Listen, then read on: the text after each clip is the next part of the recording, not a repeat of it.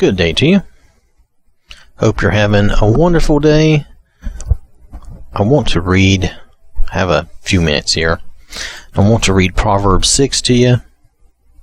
I believe Proverbs is an excellent source of God's wisdom, so I just want to read this to you, and we may have some asides as we go, maybe not. This probably will not be as long as some of my more recent things, such as that summary. Alright, so Proverbs 6, verse 1.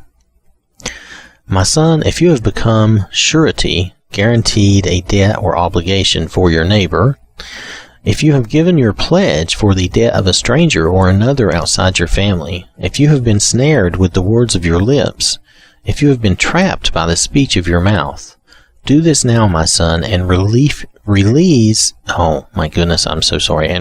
yourself from the obligation, since you have come into the hand of your neighbor. See, under the old laws, the way they looked at things governing a debt, if you're obligated for another's debt, you could easily lose your land, your home, your clothing. You and your wife and your children could be sold into slavery and not be released until, maybe like in the Jewish customs, until maybe a year of Jubilee. So it was not a good idea, and it still is not really, to sign on and take back up someone else's debt, Go humble yourself and plead with your neighbor to pay his debt and release you. Give no unnecessary sleep to your eyes, nor slumber to your eyelids. Tear yourself away like a gazelle from the hand of the hunter and like a bird from the hand of the fowler. So, get yourself out of that situation is what he's saying. Because this situation is a bad situation. It's going to get you into trouble. It's going to hurt you. Tear yourself away like a gazelle from the hand of the hunter, like a bird from the hand of the fowler. Get yourself out of this terrible situation, this trap, and, humble yourself and plead with your neighbor to get out of that if possible. Have them pay that debt off or find another way and release you from your obligation.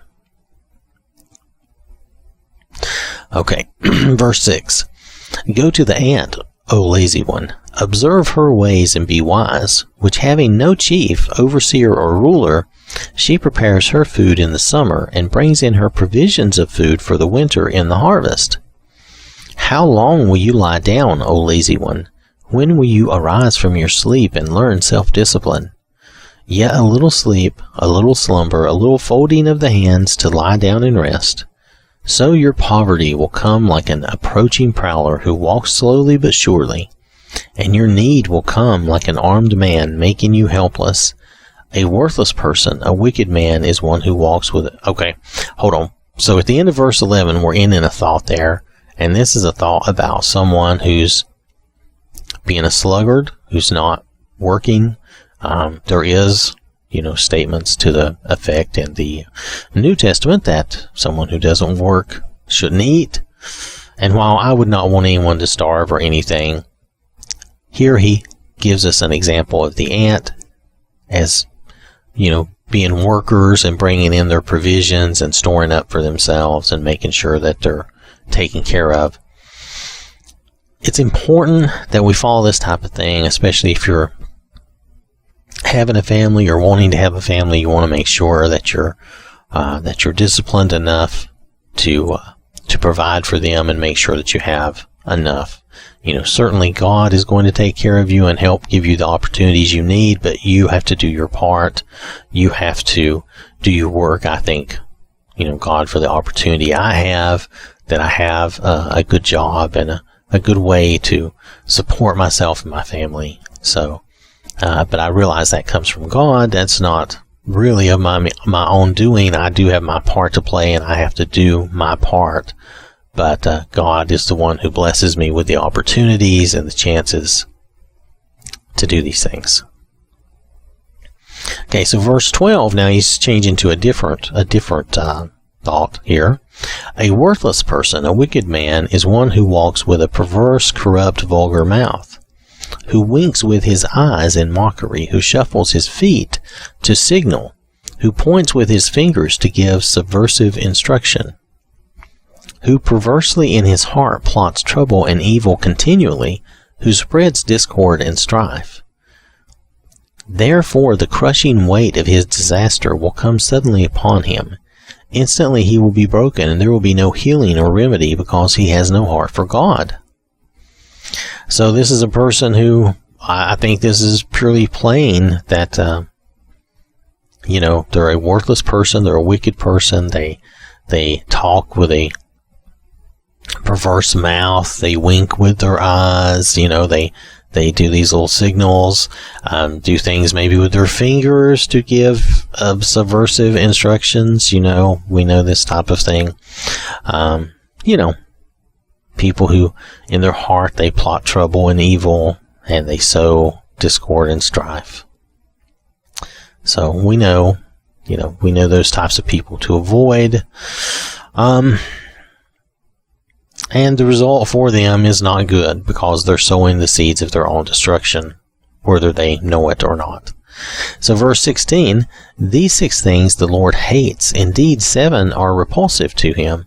A proud look, the attitude that makes one overestimate oneself and discount others. A lying tongue, and hands that shed innocent blood. A heart that creates wicked plans. Feet that run swiftly to evil. A false witness who breathes out lies, even half-truths, and one who spreads discord, rumors among brothers. So these things, 6 things God hates, 7 are repulsive. So the last is the 7th, and one who spreads discord, rumors among brothers, that is repulsive. But these first 6, God hates. That a proud look, that's the attitude of one who is, you're full of yourself, you're proud of yourself.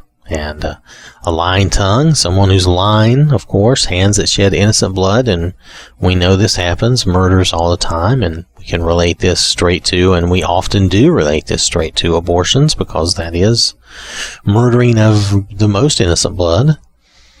Heart that creates wicked plans, well, of course. Feet that run swiftly to evil, meaning, they're excited, they want to carry out whatever that bad or wrong thing is. A false witness, when you lie about someone to get them into trouble. Alright. Going to continue on with verse 20. My son, be guided by your father's God-given commandment, instruction, and do not reject the teaching of your mother. Bind them continually upon your heart in your thoughts, and tie them around your neck. When you walk about, the godly teachings of your parents, will guide you. When you sleep, they will keep watch over you, and when you wake, they will talk to you. For the commandment is a lamp, and the teaching of the law is light, and reproofs, rebukes for discipline are the way of life.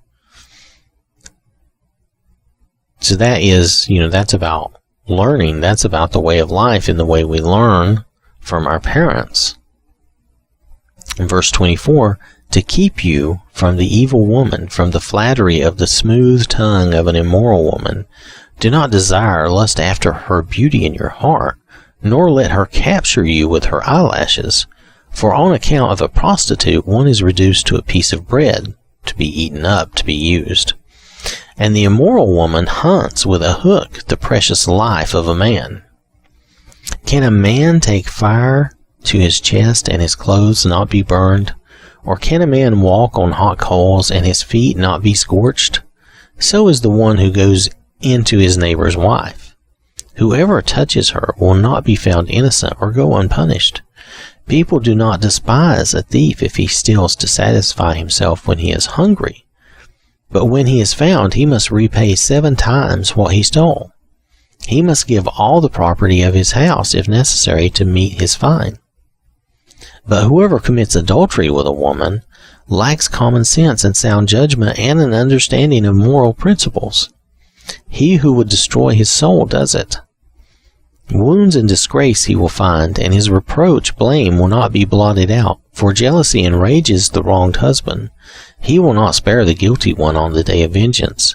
He will not accept any ransom offered to buy him off from demanding full punishment, nor will he be satisfied though you offer him many gifts, bribes. So that has been Proverbs 6. I think the last of that is easy to understand.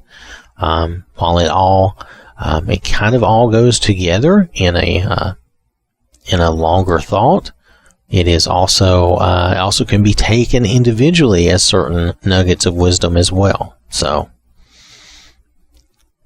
again, that is Proverbs 6. I want to thank you for listening. Hope you have a wonderful day. Remember to stay safe, and remember that God loves you.